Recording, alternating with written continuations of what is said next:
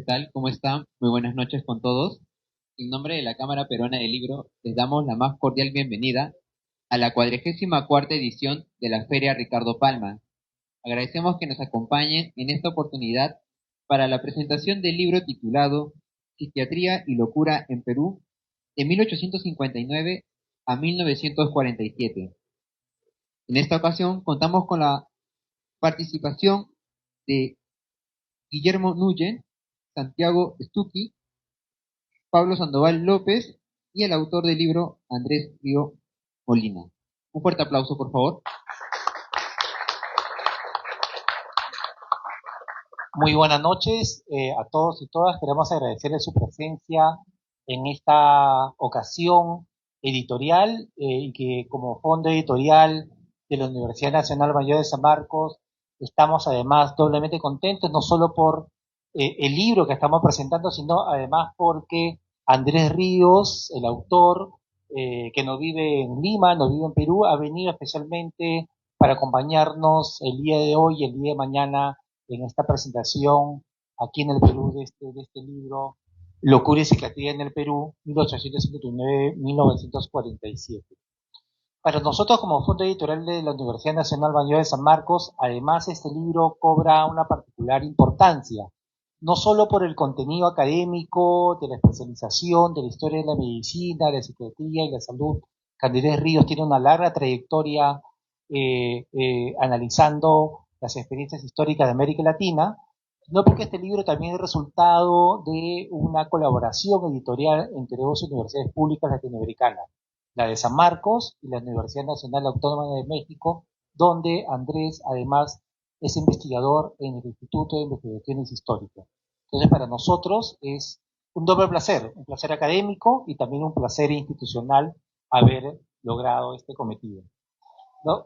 Así que Andrés, muchas gracias por el esfuerzo, por tu llegada a Lima, apresurada, lamentablemente se va mañana, pero esperamos que esta velada, esta conversación sea provechosa para todos nosotros.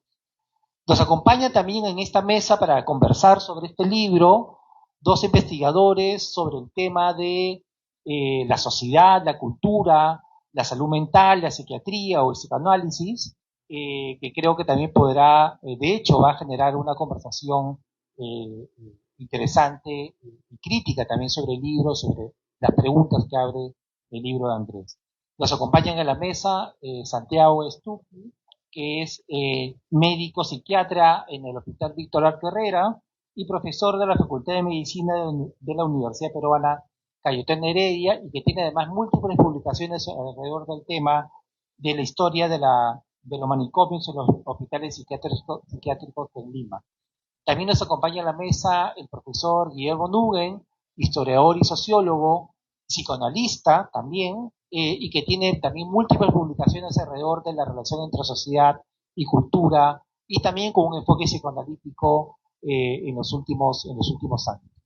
Eh, para nosotros, y antes de pasarle la palabra a Andrés, quisiera también mencionar lo siguiente. Como Universidad Nacional Mayor de San Marcos, para nosotros es realmente un gran logro poder no solo desarrollar una política editorial con autores e investigadores peruanos, tanto de la propia universidad como investigadores de otros centros e institutos de investigación peruanos, sino también una política editorial que abre sus puertas a otros investigadores, de otros países y sobre todo de otras instituciones universitarias de América Latina o de otros lugares del mundo. Y en este caso, este libro ha cumplido ese cometido, abrir la universidad al conocimiento y al diálogo con otras instituciones y colegas, ¿no? Entonces, Andrés, te dejo en el uso de la palabra para que puedas un poco compartir algunas ideas y pareceres alrededor de tu propia investigación.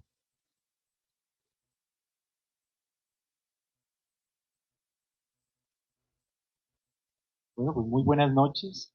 Me da muchísimo gusto estar acá y les agradezco. Bueno, tengo muchas personas a quienes agradecerle. En primer lugar, a, a Pablo, que desde la Universidad de San Marcos apoyó esta idea para que, bueno, el libro llegara a manos de los lectores. También estoy muy agradecido con el personal del Hospital Arco Herrera, que acá están muchos de ellos, que estuvimos en la mañana, porque me facilitaron el ingreso a su mega biblioteca, a las colecciones que tiene el museo, donde pude darme cuenta la importancia que tiene en la psiquiatría peruana la memoria de su propio gremio. Este archivo y este museo y la biblioteca, vamos, no tiene comparación en otro país de América Latina. Entonces, gracias, los historiadores sin bibliotecas y sin archivos, pues no podemos hacer nada. ¿Sí? Entonces, gracias a que acá en Perú hay una gran organización, mucho material digitalizado, es que este libro existe. Entonces, pues mis agradecimientos. Todo esto empezó en el 2007, vine por primera vez a Lima, a un congreso, y mi amigo Gerardo, acá presente, me llevó a una librería y vi el libro de Emilio Valdizán, el de Los Locos de la Colonia, y yo me lo llevé, es esta maravilla.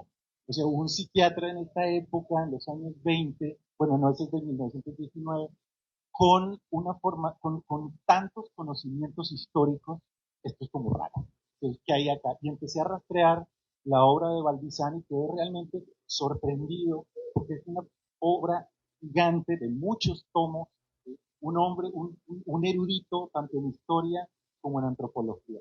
Entonces, aquí hay algo que marca la diferencia con otros países de América Latina. Yo no he podido encontrar en esa época un psiquiatra medianamente parecido. Entonces, empezó mi interés por Perú, vine varias veces a hacer pequeñas temporadas, a hacer trabajo de investigación. Y la pregunta de fondo era, bueno, ¿cómo se estableció la psiquiatría en Perú? Partiendo de una base, que es la siguiente.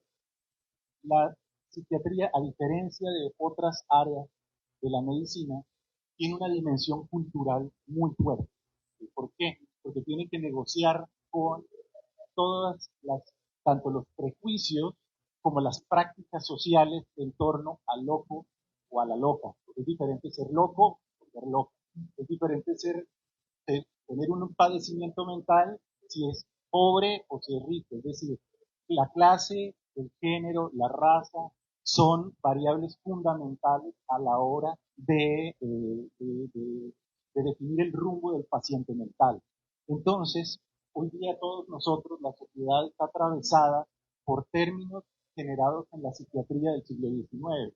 Hablamos de histeria, hablamos de neurosis, hablamos de trauma, hablamos de psicosis, en la vida cotidiana, todos. Eso no ocurría en el siglo XIX, hoy día se ocurre. Entonces, es un saber que ha atravesado la cultura occidental. Por consiguiente, yo lo que quise ver, bueno, ¿cómo es que ese saber se establece? Y agarro una periodización que es bastante amplia, en 1859, que es cuando se funda el Hospital Civil de la Misericordia, o Hospicio de Insanos, o el Hospital del Cercado, se le conocía.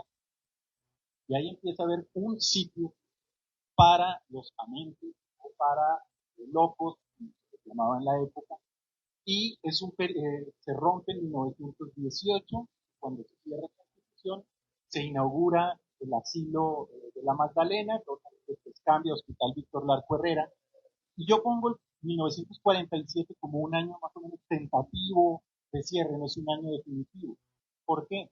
Porque hasta mediados del siglo XX, el Arco Herrera es el único sitio en Perú para el tratamiento de pacientes mentales. Es el único, es decir, hay una gran centralización, muy parecido a lo que ocurrió en México con el manicomio de la Castañeda, cosa que fue diferente en Argentina o en Brasil. Entonces hay una gran centralización. Y en 1950 en adelante hay una serie de revoluciones en la psiquiatría donde ya la historia es otra. ¿Sí?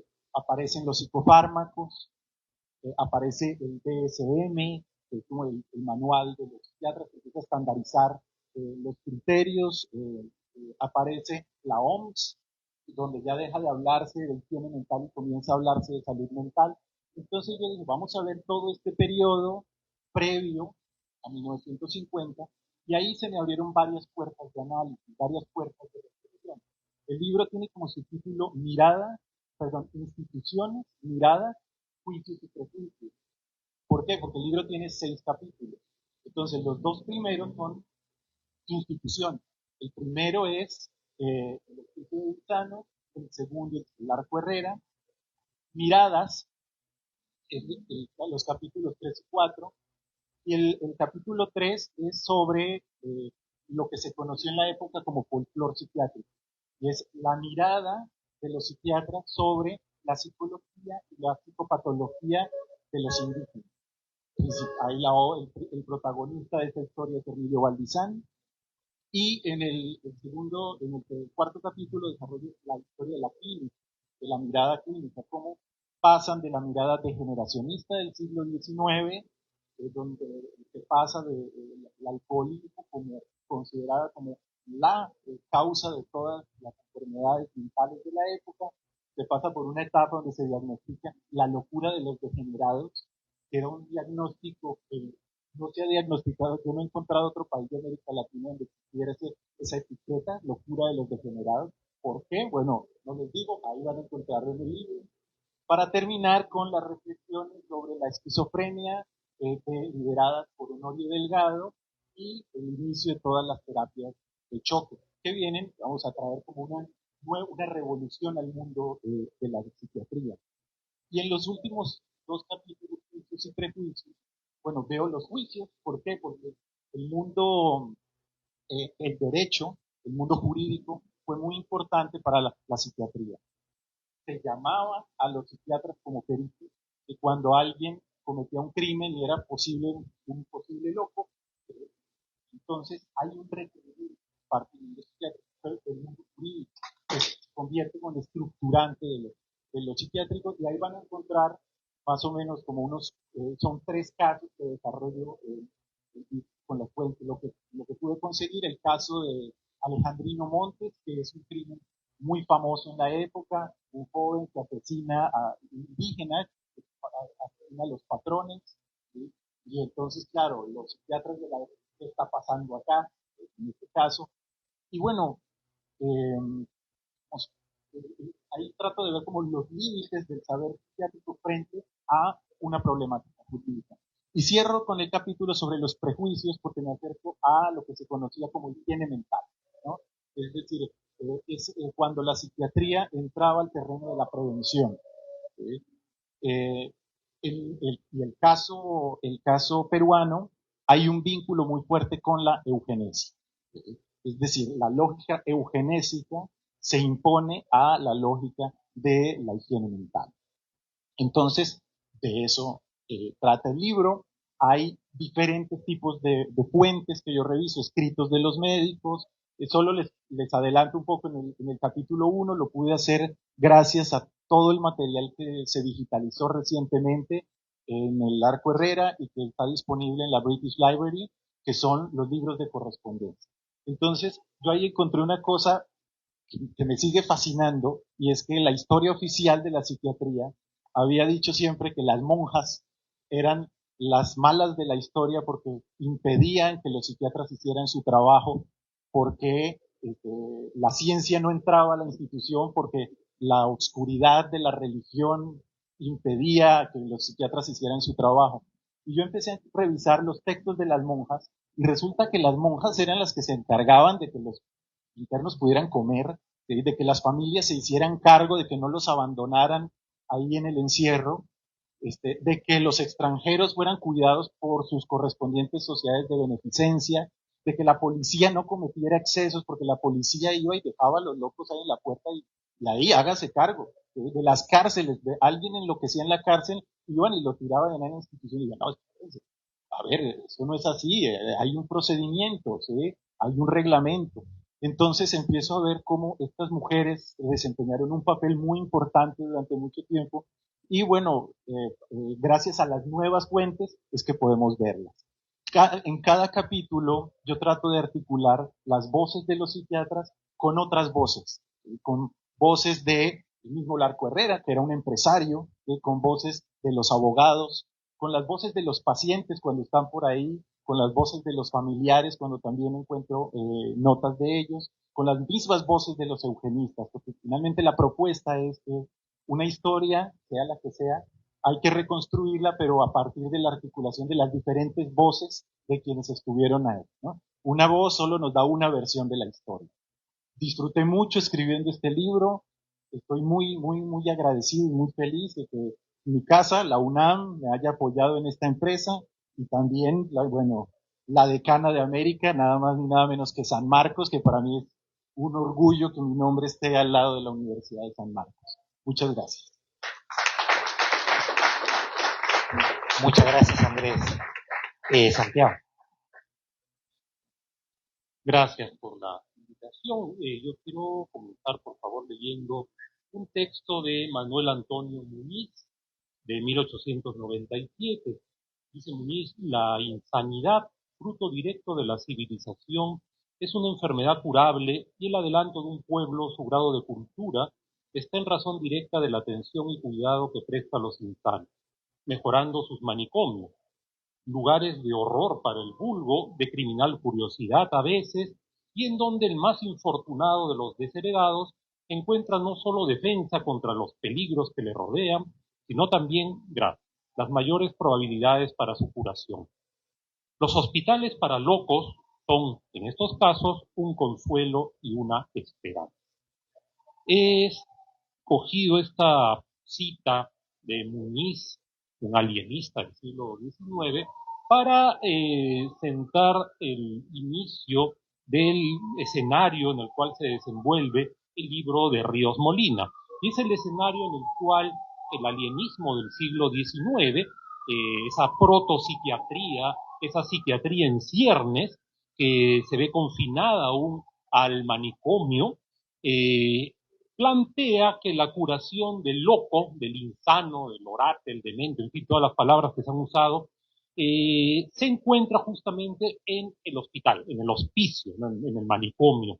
Y es este mismo alienismo del siglo XIX, cuyas figuras principales acá en el Perú son José Casimiro Ulloa y Manuel Antonio Muñiz, justamente, es este mismo alienismo quien a fines del siglo XIX empieza a plantear que el hospital psiquiátrico, el manicomio, ya no basta, ¿no? Ya no se da abasto, está repleto, se llena, ¿no? Y se empiezan a ver nuevas alternativas. Y es justamente Muñiz quien elabora el proyecto que va a dar lugar a la fundación del asilo Colonia de la Magdalena, ¿no? El actual hospital Víctor Larco Herrera. Entonces es en este nuevo local que aparece, que abre sus puertas en 1918, aunque se empieza a construir en 1900, que se instaura ya la psiquiatría con ese nombre, la heredera del alienismo del siglo XIX, que va a incursionar más allá de los muros del manicomio. Entonces, esto es justamente el tema central, bueno, uno de los temas que aborda Ríos Molina en su libro, que aborda varios temas, pero quizás el eje sea, repito, este tránsito entre el alienismo del siglo XIX, repito, y la psiquiatría propiamente dicha del siglo XX, ¿no? Y esta psiquiatría, cuyo primer exponente, decíamos en la mañana, cuyo padre va a ser el Hermilio Valdizán, ¿no? Que se conoce como el padre de la psiquiatría peruana. Esta psiquiatría va a incursionar, como vamos a poder leer en el libro, en varios aspectos de la cultura, podríamos llamarlo la cultura nacional, ¿no? No se va a conformar solamente con el tratamiento del loco en el manicomio, sino que va a ir a diferentes casos, ¿no? Los principales van a ser la higiene mental, la eugenesia y la participación en los juicios, ¿no? En algunos juicios. La higiene mental, como para poder leer en el libro con más detalle, es el campo primigenio donde la psiquiatría nos va a decir: nosotros, los psiquiatras, podemos prevenir la locura. De hecho, uno de los documentos que publica Herminio Valdizán con Honorio Delgado tiene el título de Defiéndase de la locura, ¿no? y lo que están diciendo los psiquiatras es, nosotros los podemos defender de la. Entonces, el psiquiatra se hace necesario, tiene que hacerse necesario, tiene que incursionar en varias áreas del conocimiento. Lo vuelvo a decir, ya no basta el manicomio, ya no basta la locura, ya no vamos a curar solo a los locos, a los alienados, sino que vamos a prevenir la locura, vamos a mejorar la salud mental, podríamos decir, aunque el término es posterior. Y esta higiene mental va a estar muy ligada, como también se puede leer en el libro, al movimiento de eugenesia, ¿no? La eugenesia plantea el mejoramiento de la especie humana, ¿no? Por supuesto que la eugenesia local, la eugenesia peruana y la eugenesia latinoamericana en general no va a llegar a los niveles drásticos de la eugenesia de Estados Unidos o peor todavía de la Alemania del Tercer Reich, pero de todas maneras va a plantear medidas para que se pueda mejorar a la especie humana, ¿no? Se le va a llamar la ciencia de la felicidad. Pero bueno, ese ya es otro tema. El punto siguiente al que me voy a referir y que está bien desarrollado justamente en el libro de Ríos Molina es el de la intervención de la psiquiatría en los juicios, juicios que van a tener, por un lado, los juicios penales, como bien lo dice el autor, van a buscar eximir a la persona de culpa, ¿no? El loco es inimputable. Pero también van a haber los juicios civiles que van a buscar más bien anular la capacidad de esta persona para hacerse cargo de sus propiedades, ¿no? Ahora, es aquí donde volvemos a mencionar, es ineludible el nombre de Michel Foucault, el filósofo francés que va a escribir sobre el poder psiquiátrico, y justamente es en el libro titulado El poder psiquiátrico, que es una recopilación de un curso dictado en 1973 en el Collège de France, en el cual Foucault va a plantear muchas cosas, pero entre ellas la que nos interesa aquí es que esta psiquiatría inicial, más que plantear que detrás de todo criminal hay un loco, lo que va a plantear es que todo loco es un potencial criminal. Y eso de alguna manera va a afianzar el poder de la psiquiatría, la va a hacer necesaria nuevamente, ¿no? También en este campo. Nosotros los psiquiatras podemos evitar que eso suceda. Y efectivamente, y me voy a permitir leer otra cita, José Casimiro Ulloa, tiempo atrás, obviamente sin conocer a Foucault, en 1861 había advertido que el loco literalmente puede herir, matar a los que se presenten en su camino, puede saquear, destruir, incendiar la propiedad de otros, puede atacar el pudor y la moral pública y por lo tanto debe ser privado de su libertad.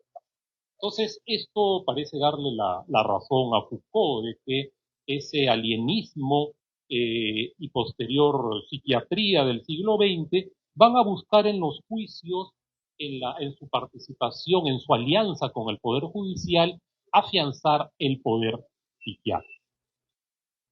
Sin embargo, el libro nos plantea algo un tanto diferente, ¿no? Los casos que presenta Ríos Molina nos muestran más bien una psiquiatría débil, una psiquiatría que no es muy respetada por los jueces, que más bien imponen su criterio muchas veces en contra de la evaluación de los peritos, ¿no? Se termina viendo una pugna entre el juez y el psiquiatra. Y esto también se va a ver en la participación de la policía en los internamientos en el antiguo manicomio, en el manicomio del Cercado, el predecesor del asilo Colonia, en donde un porcentaje importante de los ingresos son dados por los familiares y la policía.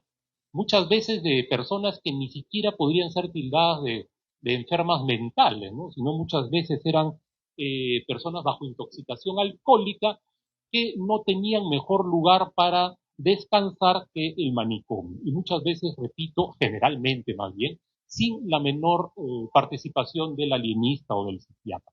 Entonces, vemos pues que acá es es difícil de aplicar de manera categórica y firme aquella idea Foucaultiana del poder psiquiátrico, buscando afianzarse a través de los juicios y las condenas.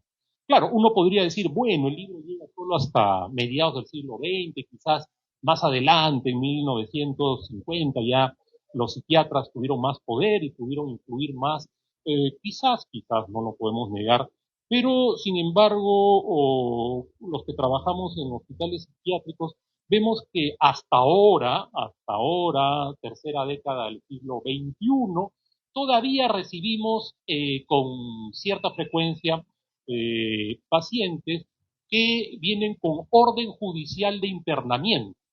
O sea, el juez dice, usted ha cometido un delito, requiere 25 años de cárcel, pero como usted es un enfermo mental, tiene que cumplir su condena en el manicomio, ¿no? En el hospital psiquiátrico. Esto es algo que sigue pasando, como también sigue pasando que la policía rescate gente que encuentre en la calle y lo lleve al manicomio, con buena intención, no lo dudo, pero eso nos recuerda lo que en el libro se menciona como una costumbre de principios del siglo XX, ¿no? Entonces vemos pues que hay una historia que se repite, un eterno retorno, como decimos en la mañana, una pugna incesante entre este poder psiquiátrico que busca afianzarse, pero que no logra quizás del todo imponerse frente al otro poder que viene de la policía y del poder judicial. En fin, es un tema amplio que va a ser, insto a todos a leer el libro de Ríos Molina, ahí se desarrolla de manera bastante detenida esto que estoy mencionando, ¿no?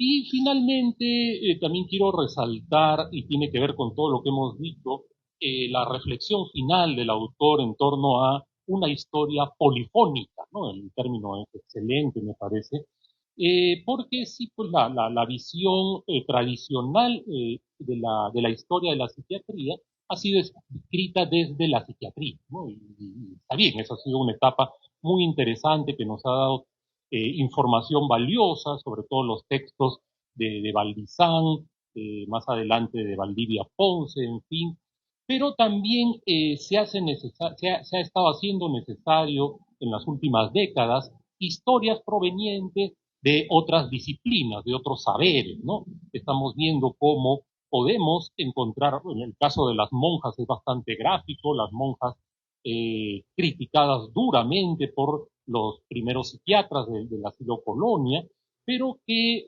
habría que conocer también la versión desde su punto de vista, ¿no? Habría que también conocer la historia desde otros participantes del hospital psiquiátrico, de enfermería, en fin, y sobre todo historias de los mismos usuarios de los servicios, ¿no? O sea, una historia de los pacientes desde la visión de los pacientes, ¿no? Bueno, eso es lo que quería mencionar en torno al libro de Ríos Molina. Nuevamente invito a leerlo. Gracias. Muchas gracias, Guillermo.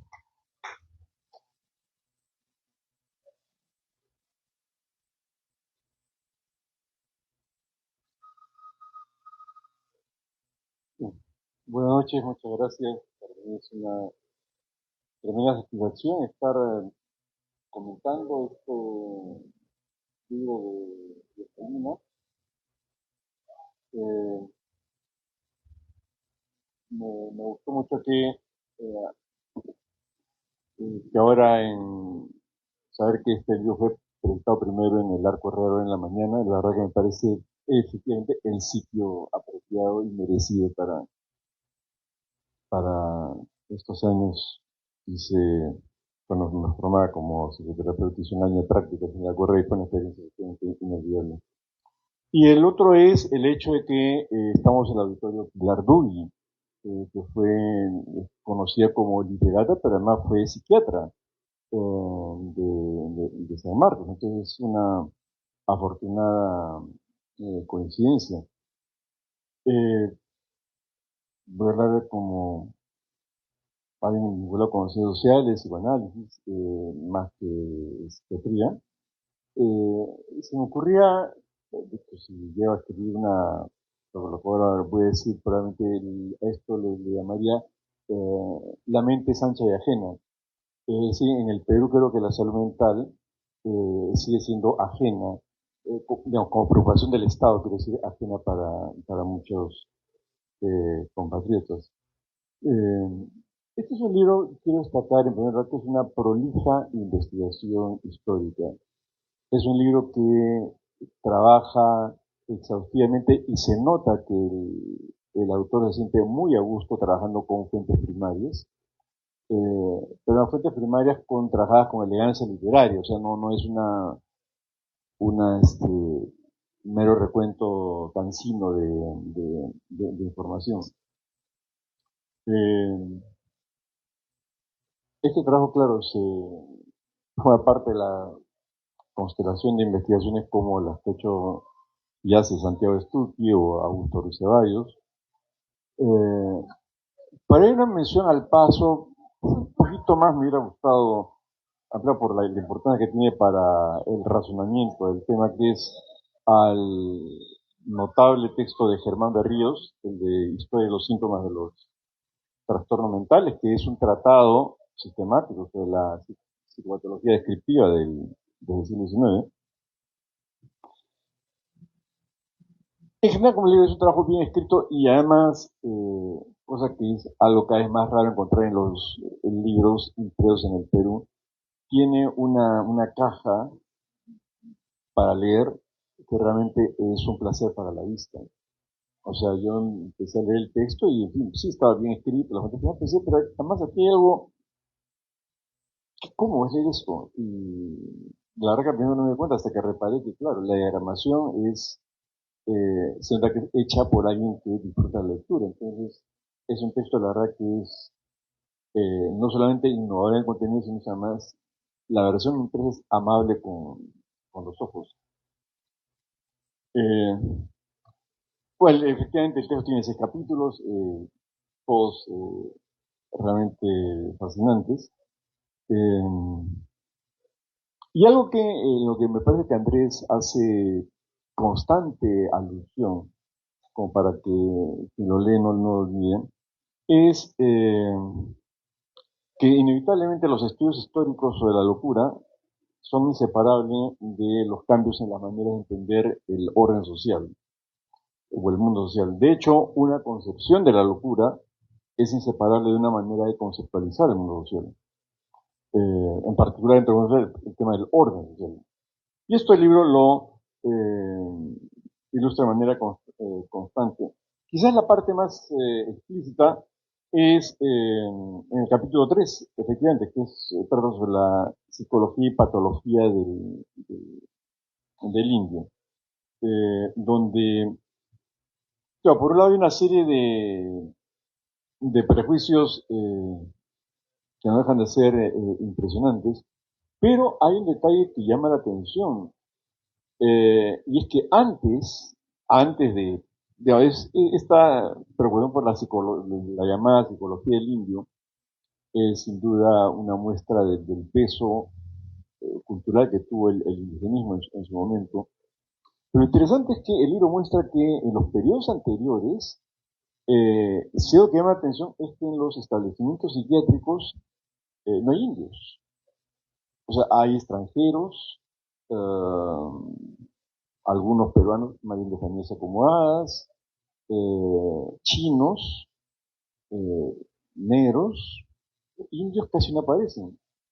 Y claro, eso al principio desconcierta, pero después no es tan difícil de entender porque claro, si se asume, y en efecto la interpretación de Foucault en esa punto me parece que sí es interesante, si se escribe la locura como quienes han perdido la razón, para perderla hay que tenerla primero.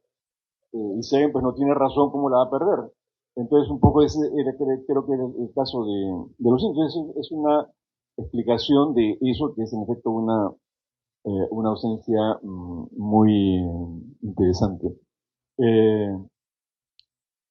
El trabajo nos presenta una periodización que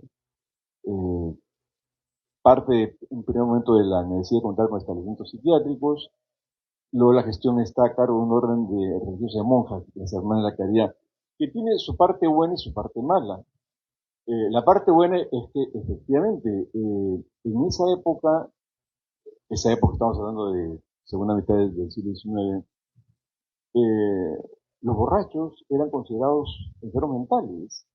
Entonces la policía encontraba un borrachito por ahí tirado y lo dejaba en la puerta del hospicio, del hospital mental regentado por las monjas, que protestaban frente a eso y exigían, por ejemplo, un momentito, si alguien va a ingresar acá, que venga con un par de peritajes médicos.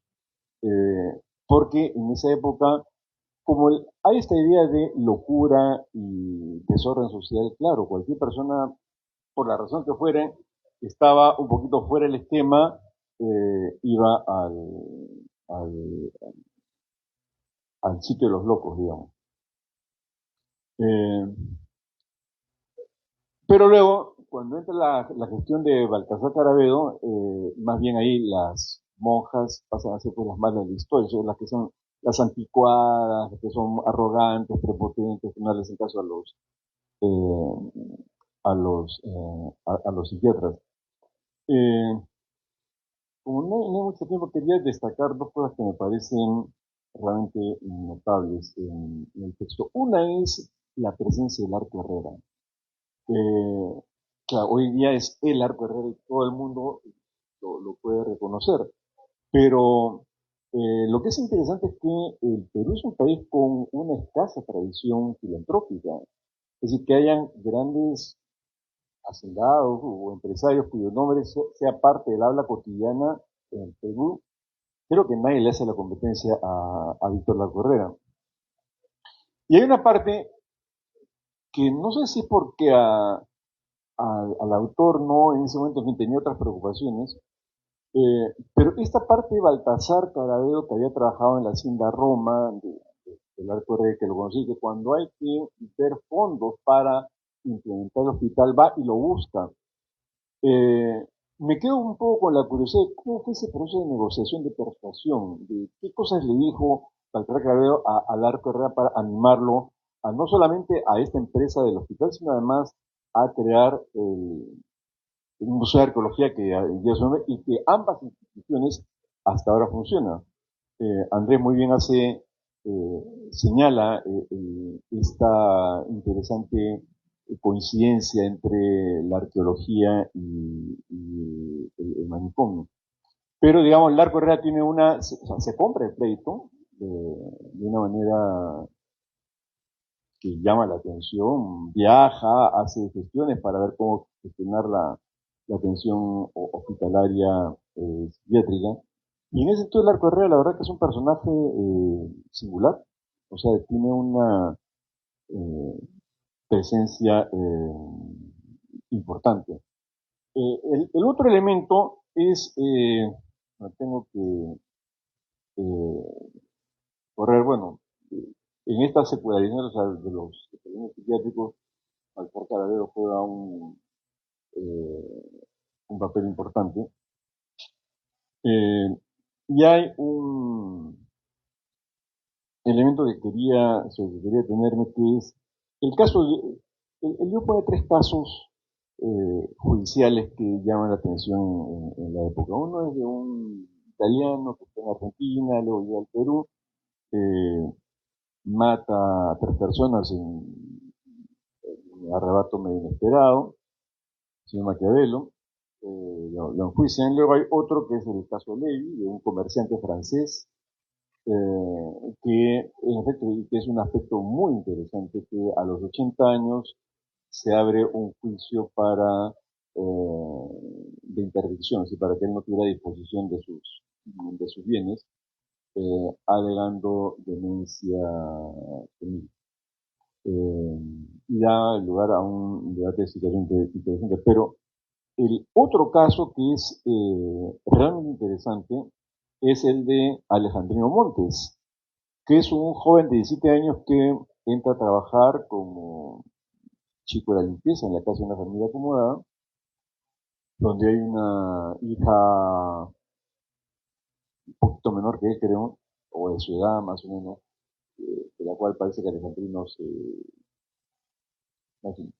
hacen ojitos, vamos a decirlo así. Pero un día la señorita aparece con el novio oficial y parece que eso está Alejandrino pues lo desencaja y resulta que después hay un asesinato de los dos de la pareja de la casa. Además el libro pone fotos de una cosa increíble, le revisan la nariz, pues claro, era la época pues de la tecnología, la cosa del lombrosiano tenía mucho pedo, pero hay un aspecto que es interesante y es todas las descripciones de Alejandrino lo muestran como una persona insensible, indiferente, parco, que no quiere hablar, un poco menos que un tipo amoral en grado extremo. Hasta que alguien, me quedé con ganas de ver más detalles, alguien le habla en quechua y lo hace hablar en quechua. Y el tipo se transforma. Empieza a hablar animosamente, se ríe hasta con humor.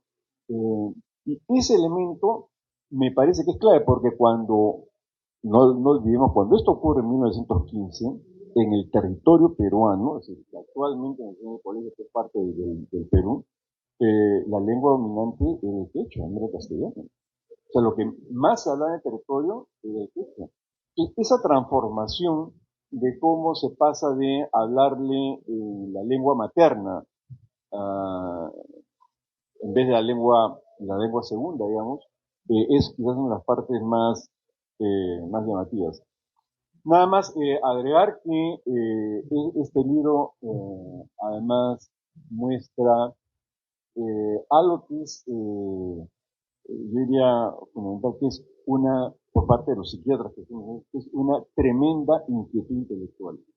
Es una generación de psiquiatras que realmente quieren entender el Perú, escriben, y realmente hay una sed de creación de conocimiento que es impresionante, que nos han dejado un legado que estamos empezando a explorar recién. La verdad que muy bien, y la verdad que es un libro fácilmente de leer, no digo por sesión de profesor de la universidad, sino realmente está bien escrito, bien investigado y pensado con mucha sensibilidad. Muchas gracias. Muchas gracias, Willy. Muchas gracias, Santiago, por tus comentarios y nuevamente a ti, Andrés, por la confianza que has tenido en publicar este libro también con nosotros aquí en la Universidad Nacional Mayor de San Marcos y su fondo editorial. Entonces, para cerrar, quisiera decirles que, bueno, no solo que el libro está a la venta aquí en el stand, pero sobre todo que nos pudieran acompañar con Andrés en el stand 75 aquí en la feria para que podamos seguir dialogando con Andrés y eventualmente también alguna firma de libros esta noche. Así que les agradecemos a todos y todas su presencia esta noche y nos vemos todavía en el stand 75. Muy buenas noches y gracias.